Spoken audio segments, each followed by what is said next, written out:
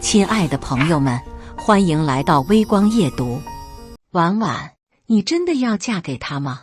他家里什么都没有。妈，我爱他。爱情能当饭吃吗？入赘可以，但别指望我会待他如亲生儿子。周明人很好，他会让你满意的。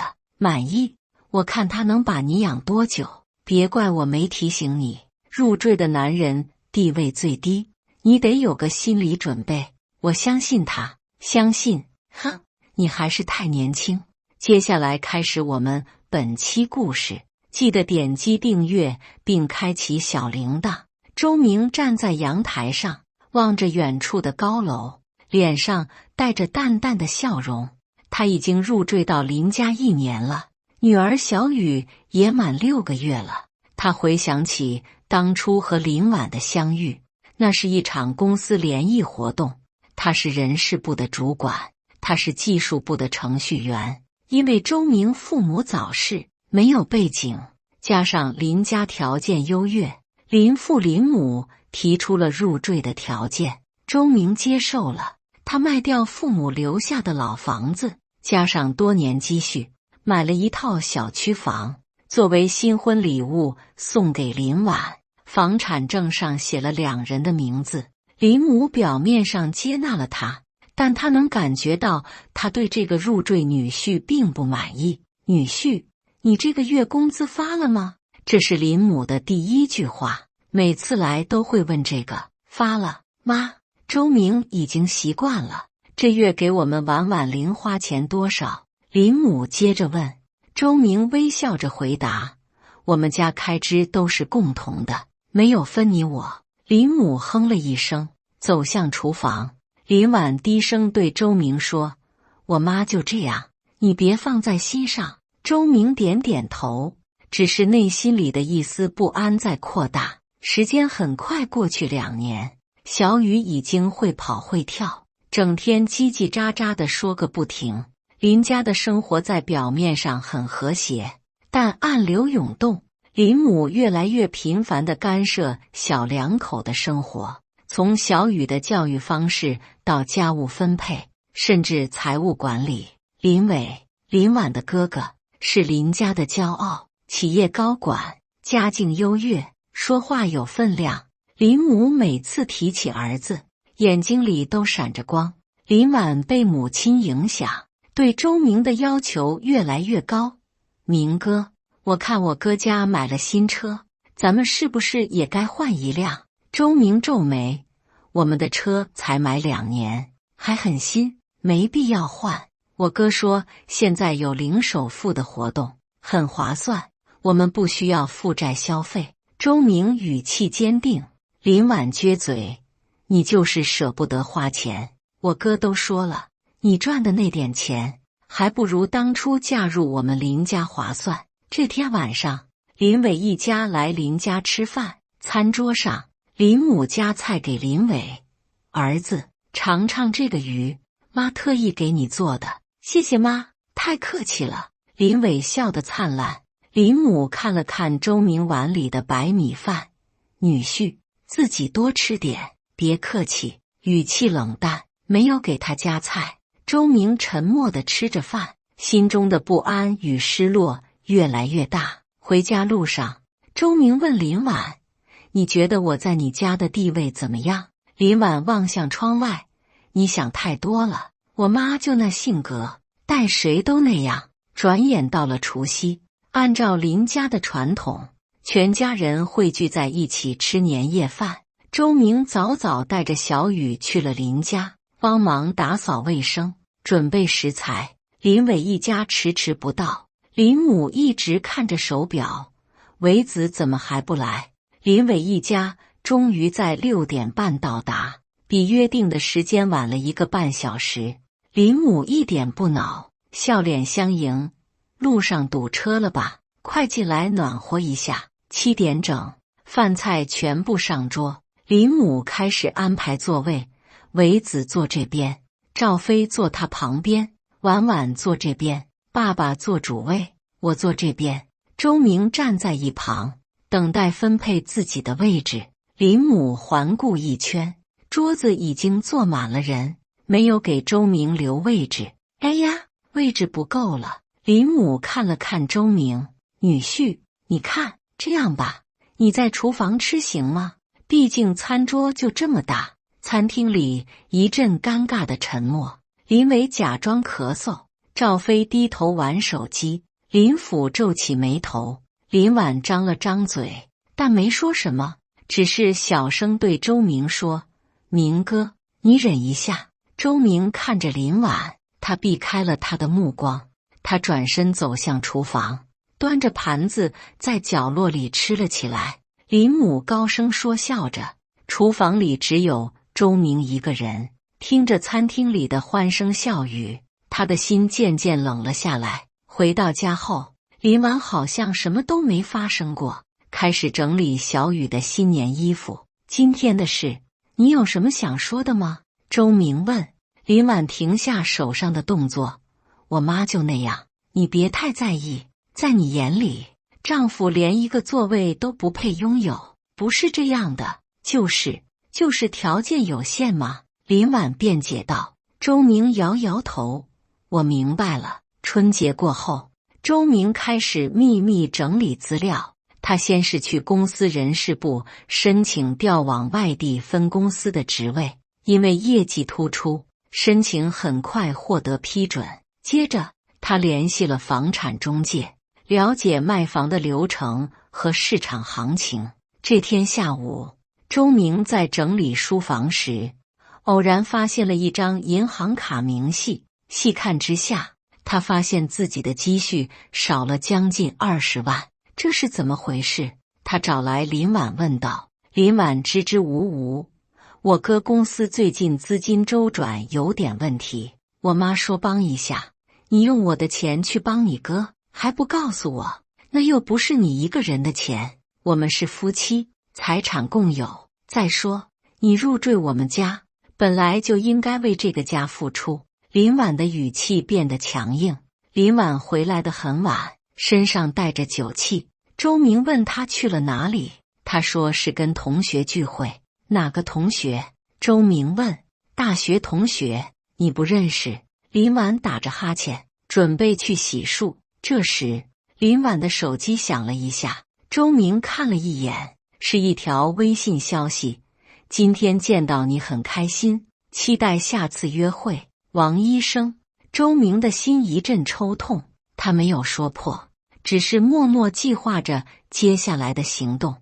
第二天，当他告诉林婉自己要调往外地分公司时，林婉震惊了。什么？你要去外地？不行！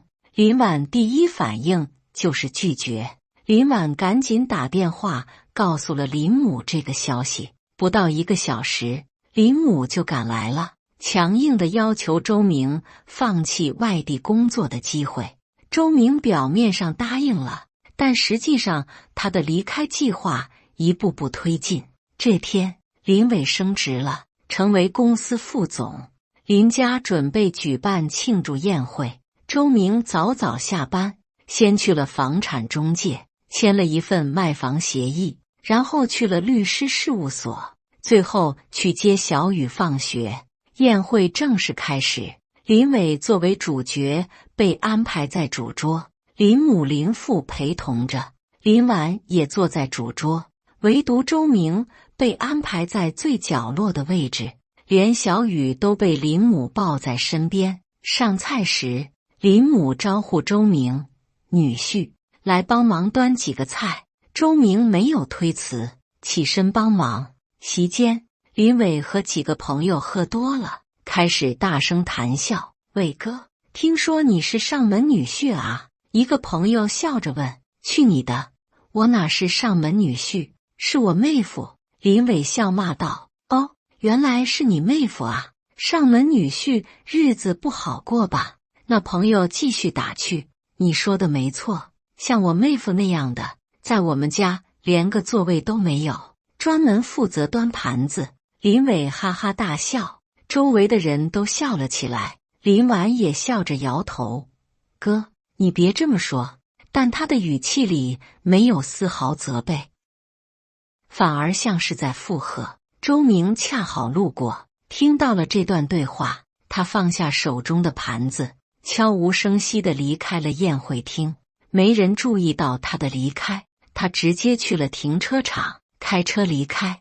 他银行确认资金到位，然后回家收拾必要的行李和文件。手机响了，是林婉的电话。周明没有接，直到第3次，他才按下接听键。你去哪了？怎么突然离开？林婉的声音带着怒气。我有事先走了。周明平静地回答。又过了2个小时，林婉终于回来了，脸上带着酒气。你到底去哪了？知不知道你让我多丢人？林婉一进门就质问。周明坐在沙发上，没有动。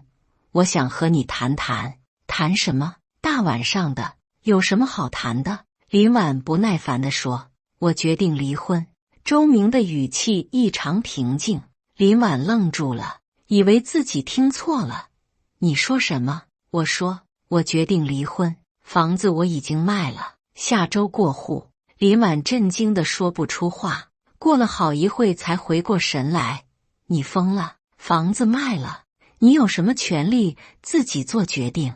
房产证上有我的名字，我有权决定。你这是违法的，那是我们共同财产。林婉声音颤抖。我会给你1半的房款，这是你应得的。另外，我打算带小雨离开。周明继续说。林婉尖叫起来。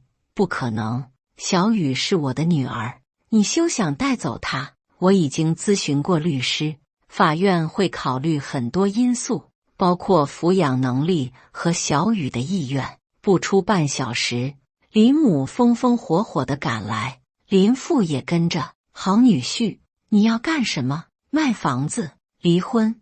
带走我外孙女？林母一进门就嚷嚷。周明面对岳父岳母，不卑不亢。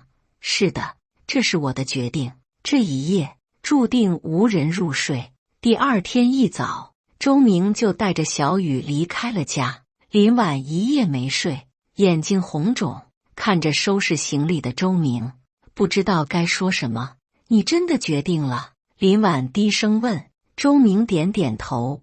是的，爸爸，我们去哪里呀？小雨天真的问。去一个新地方，那里有好玩的游乐场。周明轻声回答。妈妈不一起去吗？小雨看着林婉。妈妈有工作，不能去。周明说。林婉蹲下身，抱住小雨。宝贝，你想和妈妈一起住吗？小雨看了看周明，又看了看林婉，最后拉住周明的手。我想和爸爸一起去。林婉如遭雷击，她没想到女儿会选择父亲而不是自己。这一刻，她意识到自己这些年有多忽略家庭。周明带着小雨先去了一家酒店入住，然后联系了新公司的人事部，确认了入职时间。中午，林婉的电话不停地打来，周明没有接，直到下午，他才接了一通。周明，你知不知道我妈气病了？林婉的声音充满指责。我很遗憾听到这个消息，希望阿姨早日康复。周明平静地回答。你到底想怎样？房子真的卖了吗？是的，下周过户，我会把你那份打到你账户上。你知不知道我哥的公司出了问题，急需资金周转，我们家正指望着你那套房子呢。林婉急切地说。周明苦笑。原来你们打的是这个主意。林婉，从什么时候起，你眼里只有你娘家，而没有我们自己的小家了？1周后，房子正式过户，周明将林婉那份房款打到他账户上，同时他租了一套位于城市另一端的公寓，带着小雨搬了进去。林母得知房子真的卖了，气得住进了医院。林婉夹在中间，一边要照顾母亲，一边还要面对父亲的责备。林婉接到了周明前同事的电话。婉姐，你知道周明住院的事吗？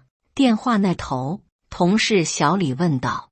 林婉心头一震，什么？他住院了？为什么？我也是偶然听说的，好像是肝脏出了问题，挺严重的。经过多方打听，林婉终于得知周明住在市第一人民医院，他立刻赶了过去。在医院，林婉辗转多个科室，最终在肝胆外科找到了周明的信息。但当他要去病房探视时，被告知只有直系亲属才能进入。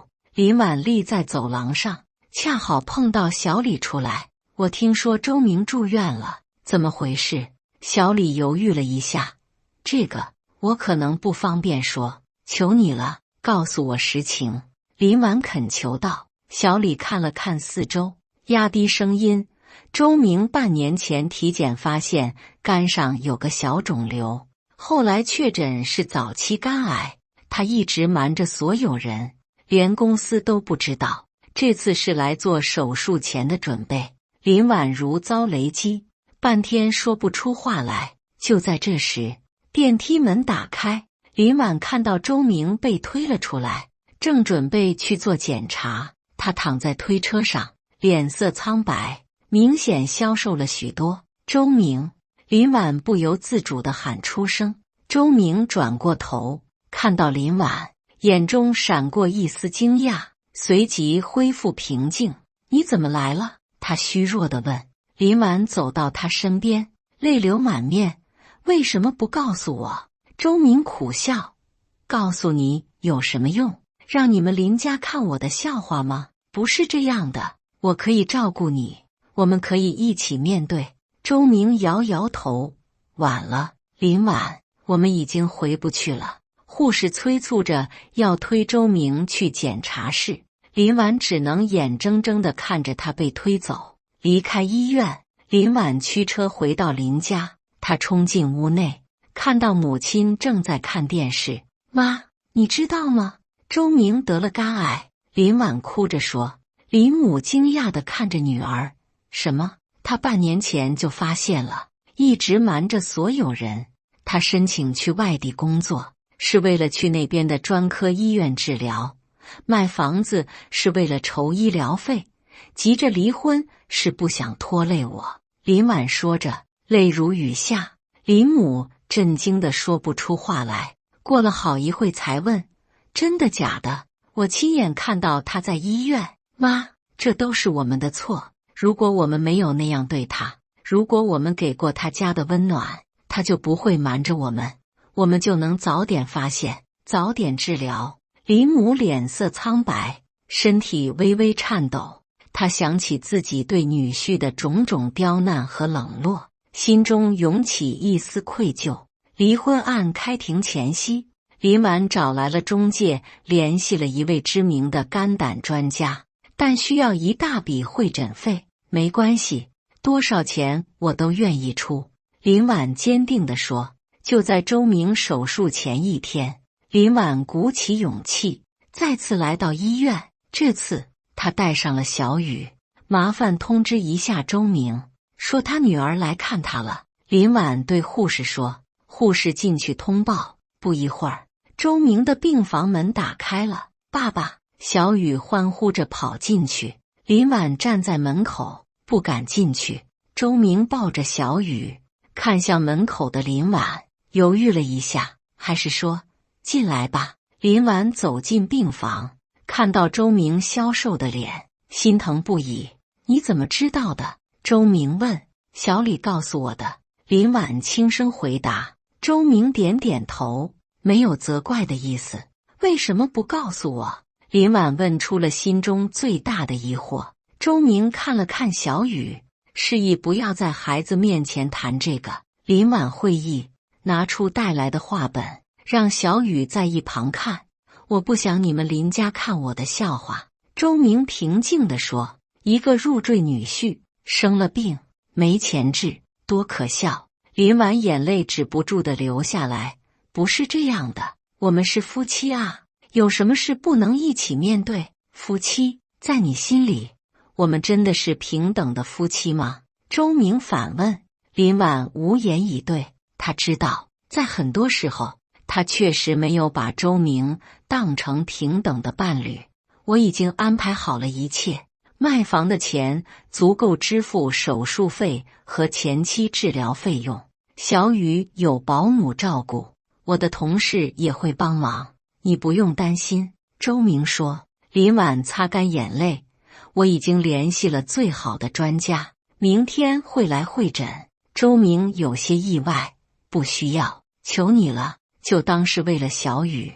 林婉恳求道。周明看了看一旁的女儿，终于点了点头。看到这一幕，许多想要把女儿带走的在医院停好车的人看到后震惊了，他们没想到这个一直忍让的男人临到生死关头还是如此坚持原则。手术很成功，肿瘤完全切除，没有扩散迹象。2天后，周明转入普通病房。当林婉推开门，看到他醒着，正看着窗外发呆。感觉怎么样？林婉轻声问。周明转过头，看到是林婉，勉强笑了笑，还行，就是有点累。医生说手术很成功，肿瘤完全切除了，没有扩散。周明点点头，谢谢你找的专家。不用谢，这是我应该做的。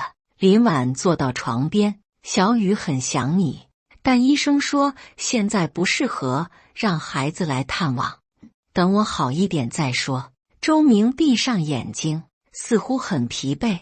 林婉安静地坐在一旁，看着周明苍白的脸色，心疼不已。他想起了那个除夕夜，周明独自在厨房吃饭的场景，心中愧疚如潮水般涌来。周明，对不起，林婉轻声说。周明睁开眼睛，为什么道歉？为了一切，为了我的自私，为了我的不理解，为了我没有站在你这边。周明沉默了一会。林婉，有些事不是一句对不起就能解决的。周明的身体逐渐恢复，开始考虑回归工作。林婉还是每天来照顾他和小雨，但两人之间保持着礼貌而疏远的关系。这天，林婉接到林父的电话，说林母病情加重，住进了医院。林婉赶到医院，看到林母躺在病床上，憔悴不堪。妈，您怎么了？林婉担忧地问。林母虚弱地说，我心里难受，一想到我们对周明的所作所为，就睡不着觉。林婉握住母亲的手，妈，您别太自责了。婉婉，我错了。林母突然说，我不应该那样对待周明，不应该干涉你们的生活，都是我太强势，太自以为是，才会弄到今天这个地步。林婉惊讶地看着母亲，从小到大，她从未听过母亲承认错误。周明现在怎么样了？林母问。恢复得不错，已经可以简单走动了。林母沉默了一会，突然说，我想见见他，当面向他道歉。又过了2周，周明的身体恢复得差不多了，可以出门走动。林婉提出带他去看望林母，他真的很想见您，向您道歉。林婉恳求道。周明考虑了一下，同意了。来到医院，林母看到周明，眼泪立刻流了下来。女婿，对不起。林母哽咽着说，是我太自私，太傲慢，伤害了你。周明没想到这个一向强势的女人会如此示弱，一时不知如何回应。阿姨，过去的事就过去吧。最终，他选择了一种平和的方式。不，我必须向你道歉，我一直把你当外人，从未真正接纳你。林母痛哭流涕，如果不是你生病，我可能永远意识不到自己的错误。周明沉默地听着，没有打断。我不求你原谅，只希望你知道，我真的很后悔。林母擦干眼泪，如果可能的话，我希望你和婉婉能重新考虑一下。周明看了看站在一旁的林婉，轻轻摇了摇头。阿姨，有些事一旦发生，就无法回头了。但我不会阻止婉婉来看小雨。小雨也需要母亲的爱。半年后，周明的身体完全恢复，他重返工作岗位，小雨也回到了幼儿园。林婉租了附近的公寓，方便照顾女儿。林家发生了巨大变化，林伟的公司彻底破产，欠下巨额债务，连家里的房子都不得不卖掉还债。林母的身体状况时好时坏，林父也显得苍老了许多。这天，林婉来接小雨放学，碰到了周明。你来了。周明有些意外。林婉点点头，今天有空，想接他一起吃个饭。好啊，正好我也准备带他去吃饭，不如一起。周明提议。林婉有些惊喜，可以吗？为什么不可以？我们是小雨的父母。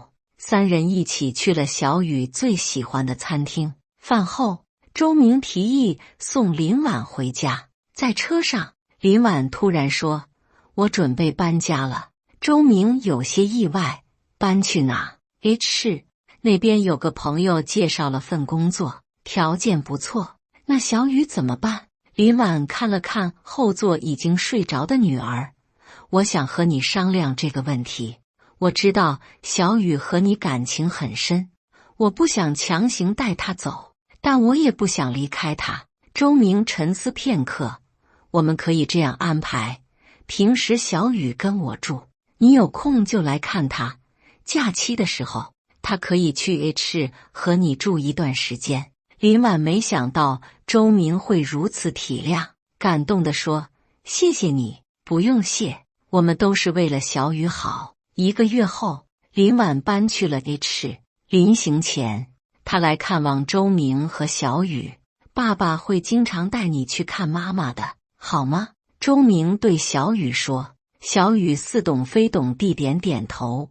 好的，爸爸。林婉抱着女儿，泪如雨下。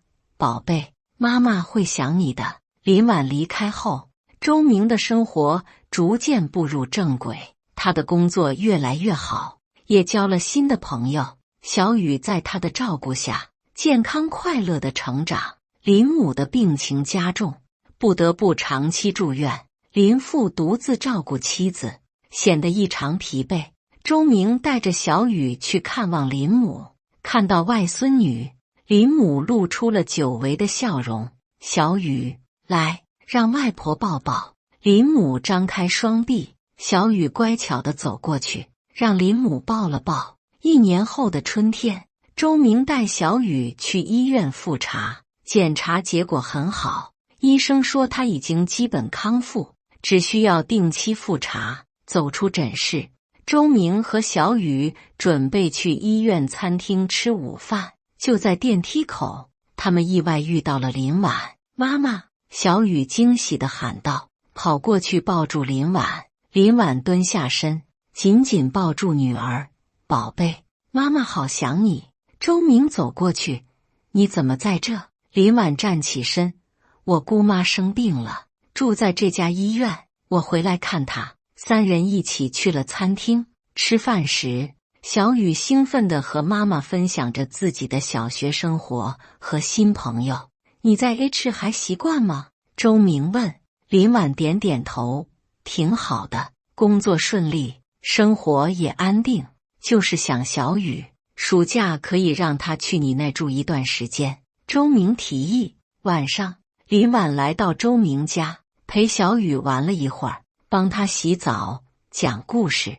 等小雨睡着后，林婉和周明坐在客厅聊天。我家里的情况你知道吗？林婉问。周明点点头，听说了一些。我哥离婚了，欠债跑路了，我妈的病越来越重，医药费很贵，我爸搬去了养老院，说是照顾方便，其实是房子卖了，无处可住。周明沉默了。曾经那个风光的林家，如今已经支离破碎。你呢？这1年过得怎么样？林婉问。还不错，身体恢复得很好，工作也稳定，小雨也很懂事。林婉看着周明，你看起来比以前更成熟了，更有自信了。周明笑了笑，经历了那么多，人总会变的。林婉突然说：“周明，我想向你道歉，为所有的一切。”周明摆摆手，都过去了。不，我必须说出来，那时的我太盲目，太自私，没有珍惜你的付出和爱。当我意识到这一点时，已经晚了。周明看着林婉，看到了他眼中的真诚和悔恨。林婉，我不怪你，每个人都有选择的权利，也要为自己的选择负责。我已经放下了过去，你也应该向前看。临走前，林婉问周明：“你有新的生活吗？”周明明白他的意思，如果你是问我有没有新的感情，答案是没有。我现在的全部精力都在小雨身上，没想过这些事。林婉似乎松了一口气：“我只是关心你。”周明看着他：“你呢？”林婉摇摇头：“我也没有，可能是我们都需要时间吧。”周明得知林母去世了，他带着小雨参加了葬礼，场面简单而肃穆，来的人不多。葬礼结束后，林婉送周明和小雨回家。路上，林婉说：“我想在这边多留几天，照顾我爸。”周明点点头：“你需要帮忙，尽管说。”1周后，林父决定去养老院居住。林婉帮他收拾好东西，送他入住。婉婉，你的生活呢？林父问。林婉微笑：“我挺好的，爸，工作顺利，生活也安定。你和周明？”林父欲言又止。林婉摇摇头：“爸，有些事错过了就是错过了，我们现在这样挺好的。为了小雨，我们能好好相处。”送走父亲，林婉回到周明家，小雨已经睡了。周明一个人坐在客厅看书。我爸安顿好了，林婉说。周明和尚书：“那你什么时候回 H？ 后天吧，这边的事都处理得差不多了。”周明点点头，两人陷入沉默。林婉突然说：“谢谢你这段时间对我父母的宽容，我知道他们曾经伤害过你，但你还是选择原谅，这让我很感动。”周明沉默了一会：“不必谢我，我只是想给小雨做个好榜样，教他如何待人处事。”周明看着林婉，问了一个他一直想问的问题：“你后悔吗？”林婉没有回避他的目光：“后悔，如果可以重来，我会做出不同的选择。”1年后的春天，周明的身体完全康复，事业也有了新的发展。他被提升为技术总监，收入提高了不少。小雨上小学了，成绩优秀，性格活泼。暑假来临，按照约定，小雨要去 H 和林婉住1个月。周明亲自开车送女儿去见母亲。林婉给周明一个信封，说是给小雨的生日礼物。回家后，周明打开信封，发现里面是一封手写信。信中，林婉真诚地道歉，为过去的所有错误。他感谢周明这些年来对小雨的照顾，也感谢他对他父母的宽容。信的最后，林婉写道：“我已经接受了我们无法重新在一起的现实。我想告诉你，我决定出国深造，开始新的人生。我会经常回来看小雨，但希望你能理解我追求自我的决定。祝你幸福，周明。”周明没想到林婉会做出这样的决定。3个月后，林婉启程去了加拿大。临行前，他回来看望了小雨和周明。周明送林婉去机场，在安检口前，林婉转身对周明说：“谢谢你这些年的一切。”周明微笑：“不用谢，祝你一切顺利。”林婉点点头，转身走向安检口。周明站在原地，看着他的背影渐渐消失在人群中。回家路上，小雨问：“爸爸妈妈什么时候回来？”周明摸摸女儿的头：“妈妈去学习了，可能要一段时间才能回来，但她会经常和你联系的。